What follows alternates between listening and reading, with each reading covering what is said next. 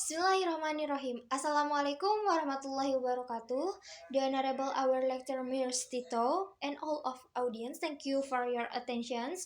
First of all, let me introduce myself. My name is Rahayu Wulandari, and this video I made for mid test of introduction of linguistic course. And today I will be presenting the topic of history of psycholinguistics. The history of psycholinguistics. Linguistics is the studies of language and psychology. Psychology is the scientific study of human behavior and cognition. Together form a new modern scientific discipline called psycholinguistics. A psycholinguist is a person who studies phenomena resulting from the act of intersection between linguistics and psychology. Antecedent of modern psychology. Wilhelm Wundt role in the development of psycholinguistics from 1832 until 1920. Wundt is recognized as the father of experimental psychology and founded the first psychological research laboratory at Leipzig University, Germany in 1979.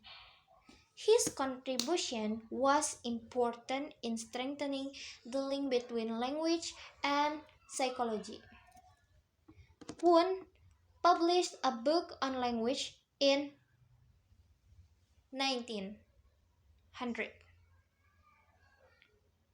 that is still relevant in modern psycholinguistics. He believed that it was very important that language reflect mental representations.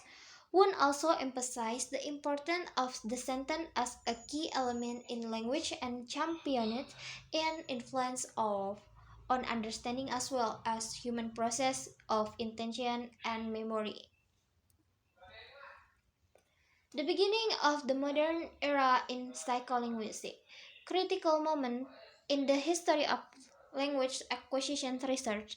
There are three important moments in the history of language acquisition research that form the basis for the modern era, including two seminars sponsored by the Social Science Research Council USA and the publication of the original version of Osgood and Sebok book Psycholinguistics, a survey of theory and research problems in 1965.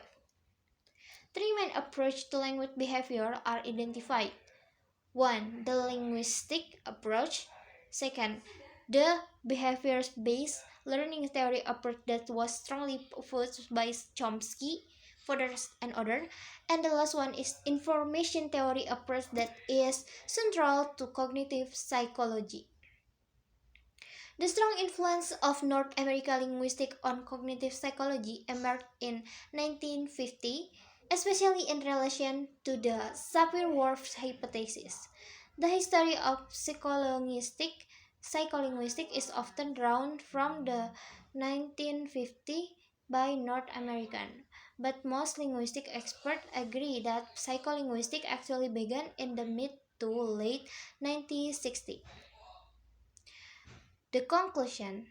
The beginning of the modern era in psycholinguistics marked by three critical moments in the history of language acquisition research as well as identification of three major approaches to language behavior and influence of North American linguistics on cognitive psychology is also emphasized, while psycholinguistic research on children language acquisition highlights the importance of phenomena related to human cognition and learning, as well as language structure.